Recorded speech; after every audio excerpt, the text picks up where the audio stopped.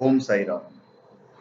और हम आपको बताएंगे साई सचित्र का 22वां अध्याय जो श्री हिमाड़ पंथ ने लिखा है। साई सचित्र के अगर सारे अध्याय आपने सुन लिए या पढ़ लिए तो आपकी सारी मनोकामनाएं पूर्ण हो जाएगी। साई सचित्र के 22वें अध्याय में श्री बाला साहेब मिलकर के बारे में बताया गया है, श्री बापू साहेब भुट्टी के बारे में बताया गया है, श्री अमीर शक्कर के बारे में बताया गया है, श्री हिमाड़ पंथ ने अपने बारे में बताया है और बाबा के विचार हैं। तो बाबा के विचार आप एंड तक जरूर सुनिएगा।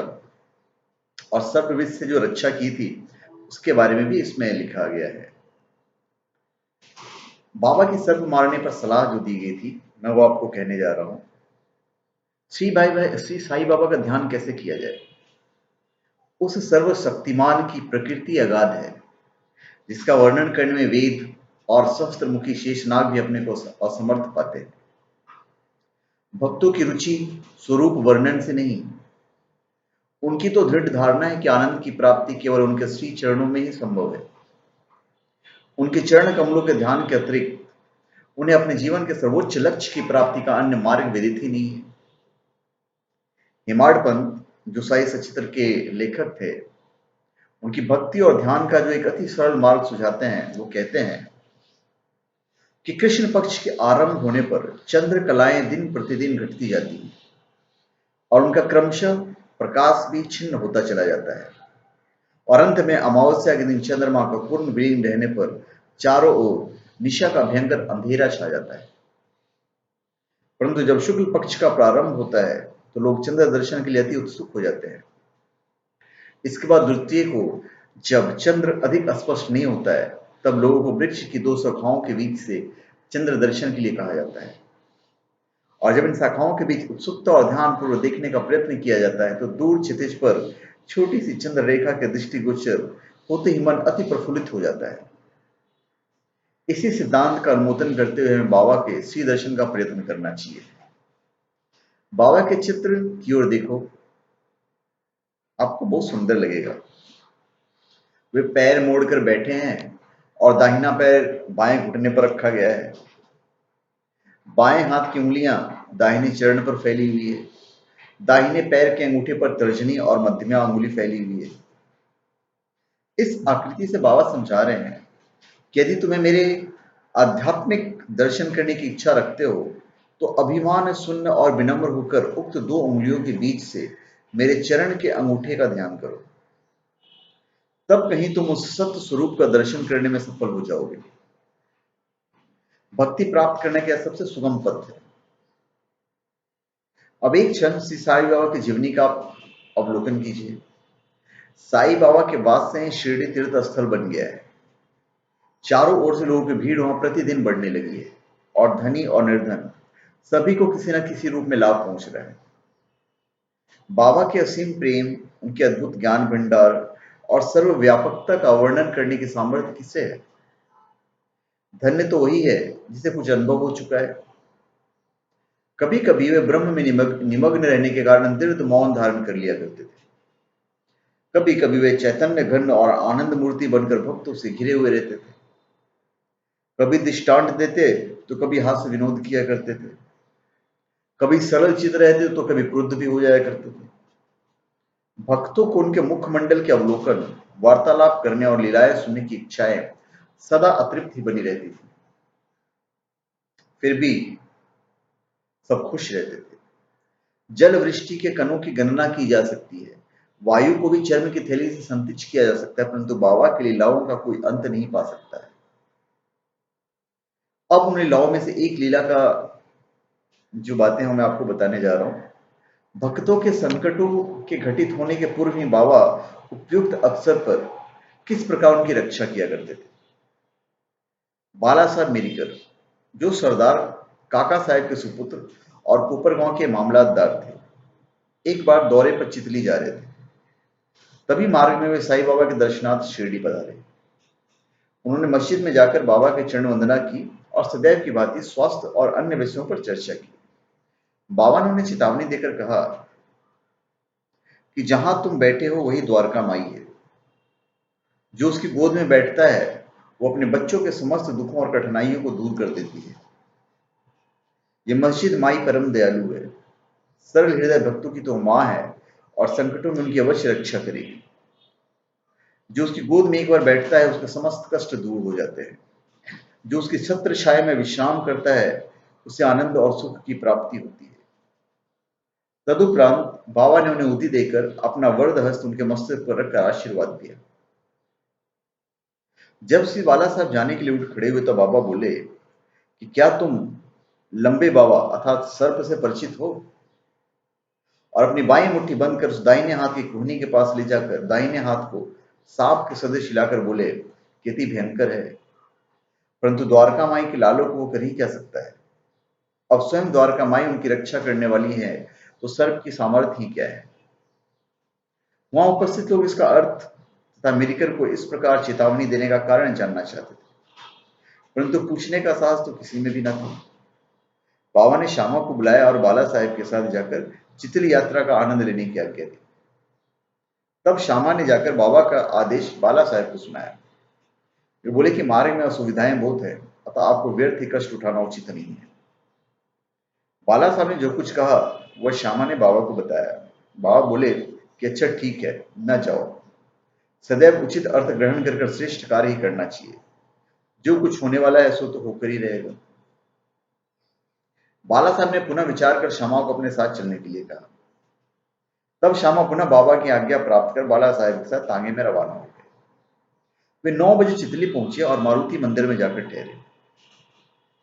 कार्यालय के कर्मचारीगण अभी नहीं आए थे, इस कारण वे यहां वहां की चर्चाएं करने लगे। बाला साहब दैनिक पत्र पढ़ते हुए चटाई पर शांतिपूर्वक बैठे हुए थे। उनकी धोती का ऊपरी कमर पर पड़ा हुआ था और उसी के एक भाग पर एक शर्व बैठा हुआ था। किसी का भी ध्यान उधर नहीं था। वो सी सी करता हुआ आगे रेंगने लगा। यह आवाज सुनकर चपरासी दौड़ा और लालटेन ले आया। सर्प को देखकर वो सांप सांप कहकर उच्च स्वर में चिल्लाने लगा। तब बाला साहेब अति भयभीत होकर कांपने लगे। श्यामा को भी आश्चर्य हुआ। तब वे तथा अन्य व्यक्ति वहां से धीरे से हटे और अपने अपने हाथों में लाठियां ले ली। सर्प धीरे धीरे कमर से नीचे उतर आया। तब लोगों ने उसके तत्काल ही प्राणांत कर दिए। जिस संकट की बाबा ने भविष्यवाणी की थी वह टल गया और साई चरणों में बाला साहब का प्रेम दृढ़ हो गया। फिर बापू साहब बुटी के बारे में एक दिन बता देता हूं, एक घटना। एक दिन महान ज्योतिषी श्री नाना साहेब डेंगले ने बापू साहब बुटी से कहा कि आज का दिन तुम्हारे लिए अत्यंत अशुभ है और तुम्हारे जीवन को संकटप्रद है। यह सुनकर बापू साहब बड़े अधीर हो गए। जब सदैव की भांति वो बाबा के दर्शन करने गए तो वो बोले कि नाना क्या कहते हैं, वे तुम्हारी मृत्यु की भविष्यवाणी कर रहे हैं, परंतु तुम्हें भयभीत होने की किंचित मात्र भी आवश्यकता नहीं है। इनसे दृढ़ता से कह दो कि अच्छा देखें काल मेरा किस तरह अपहरण करता है। जब संध्या समय बापू अपने शौच गृह में गए तो उन्हें एक सर्प दिखाई दिया। उनके नौकर ने भी सर्प को देख लिया और उसे मारने को एक पत्थर उठाया। बापू साहब ने एक लंबी लकड़ी मंगवाई, परंतु लकड़ी आने से पूर्व वो सांप दूर रेंगता हुआ दिखाई दिया और तुरंत ही दृष्टि से ओझल हो गया। बापू साहब को बाबा के अभयपूर्ण वचनों का स्मरण हुआ और बड़ा ही संतोष हुआ। अब एक अमीर शक्कर थे। अमीर शक्कर कोरले गांव का निवासी था, जो कोपर गांव तालुके में है। वो जाति का कसाई था और बांद्रा में दलाली का धंधा किया करता था। वो प्रसिद्ध व्यक्तियों में से एक था। एक बार वो गठिया रोग से अधिक कष्ट पा रहा था। जब उसे खुदा की स्मृति आई तब काम धंधा छोड़कर वो शिरडी आया और बाबा से रोग निवृत्ति की प्रार्थना करने लगा। तब बाबा ने उसे चावड़ी में रहने की आज्ञा दे दी। चावड़ी उस समय एक अस्वास्थ्यकर स्थान होने के कारण इस प्रकार के रोगियों के लिए सर्वथा अयोग्य थी। गांव का अन्य कोई स्थान उसके लिए बेहतर होता, परंतु बाबा के शब्द तो निर्णायक तथा मुक्त औषधि स्वरूप थे। बाबा ने उसे मस्जिद में न आने दिया और चावड़ी में ही रहने की आज्ञा दी। वहां से बहुत लाभ हुआ। बाबा प्रातः और सायंकाल चावड़ी से निकलते थे और एक दिन के अंतर से जुलूस के साथ वहां आते और वहीं विश्राम किया करते थे। इसलिए अमीर को बाबा का सानिध्य सरलता पूर्वक प्राप्त हो जाया करता था। अमीर वहां पूरे 9 मास रहा।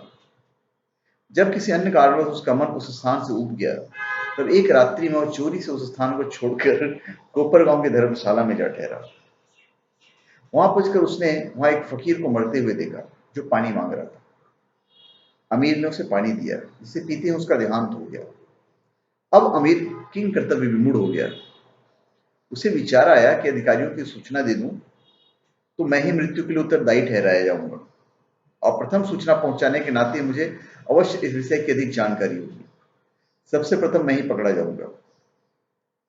तब बिना आज्ञा शिरडी छोड़ने की उतावली पर से उसे बड़ा पश्चाताप हुआ। उसने बाबा से मनी मन प्रार्थना की और शिरडी लौटने का निश्चय कर उसी रात्रि बाबा का नाम लेते हुए पांव फटने से पूर्व ही शिरडी वापस पहुंचकर चिंता मुक्त हो गया। फिर वह चावड़ी में बाबा की इच्छा और आज्ञा अनुसार ही रहने लगा और शीघ्र ही रोग मुक्त हो गया। एक समय ऐसा हुआ कि अर्धरात्रि को बाबा ने जोर से पुकारा, ओ अब्दुल, कोई दुष्ट प्राणी मेरे बिस्तर पर चढ़ रहा है। अब्दुल ने लालटेन लेकर बिस्तर पर देखा, परंतु वहां कुछ भी नहीं था। बाबा ने ध्यानपूर्वक सारे स्थान पर निरीक्षण करने को कहा और अपने सटका भी जमीन पर पटकने लगे। बाबा की लीला देखकर अमीर ने सोचा कि हो सकता है बाबा को किसी सांप के आने की शंका हुई। दीर्घ काल तक बाबा की संगति में रहने के कारण अमीर को उनके शब्दों और कार्यों का अर्थ समझ में आ गया था। उन्होंने अपने बिस्तर के पास कुछ रेंगता हुआ देखा। तब उन्होंने अब्दुल से बत्ती मंगवाई और एक सांप को कुंडली मारे वहां बैठा देखा, जो अपना फन हिला रहा था। फिर वह सांप तुरंत ही मार डाला गया। इस प्रकार बाबा ने सामयिक सूचना देकर अमीर के प्राणों की रक्षा की। फिर हिमाड़पंथ का एक बार बिच्छू और सांप के बारे में अच्छा अनुभव था। बाबा के आज्ञा अनुसार काका साहब दीक्षित श्री एकनाथ महाराज के 2 ग्रंथों भागवत और भावार्थ रामायण का नित्य पारायण किया करते थे। एक समय जब रामायण का पाठ हो रहा था, तब से हेमाडपंथ भी श्रोताओं में सम्मिलित थे।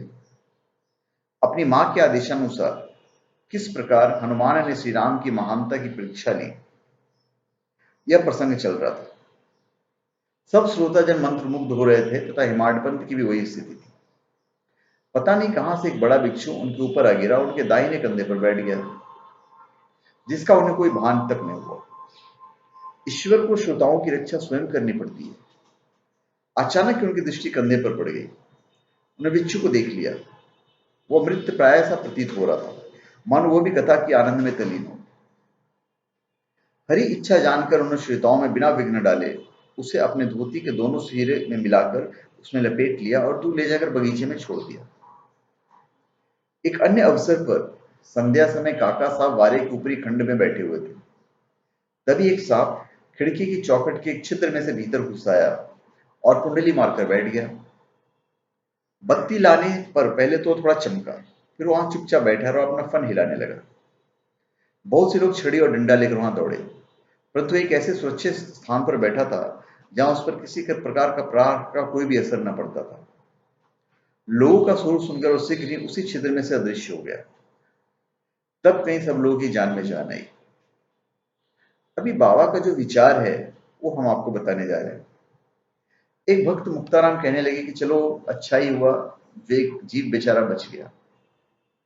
श्री हिमाडपंथ ने उसकी अवहेलना कर कहा कि सांप को मारना ही उचित है। इस कारण इस विषय पर वाद विवाद होने लगा। एक का मत था कि सांप तथा उसके सदृश जंतुओं को मार डालना ही उचित है, किंतु दूसरे का मत जो था इसके विपरीत था। रात्रि अधिक हो जाने के कारण इस बिना निष्कर्ष पर पहुंचे बिना ही उन्हें विवाद को स्थापित करना पड़ा। दूसरे दिन यह प्रश्न बाबा के समक्ष लाया गया। तब बाबा निर्णायक वचन बोले कि सब जीवों में और समस्त प्राणियों में ईश्वर का निवास है, चाहे वो सांप हो या बिच्छू। वही इस विश्व के नियंत्रण करता है और सब प्राणी सांप बिच्छू इत्यादि उनकी आज्ञा का ही पालन किया करते हैं। उनकी इच्छा के बिना कोई भी दूसरों को हानि नहीं पहुंचा सकता। समस्त विश्व उनके अधीन है तथा स्वतंत्र कोई भी नहीं है। इसलिए हमें सब प्राणियों से दया और स्नेह करना चाहिए। वह मनुष्य या संहार करना छोड़ शांत चित्त से जीवन व्यतीत करना चाहिए। ईश्वर सबका रक्षक है।